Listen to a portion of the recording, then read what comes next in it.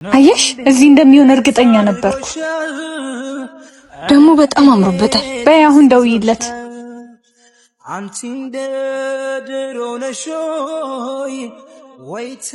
ምሩ ደህና ነህ? ይዙ ደህና ነኝ። እንዴት ነሽ አንቺ?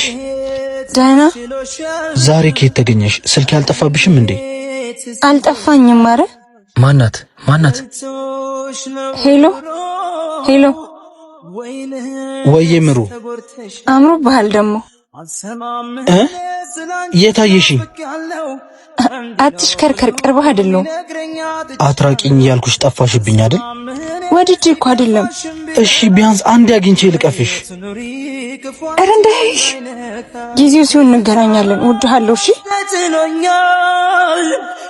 ሄሎ።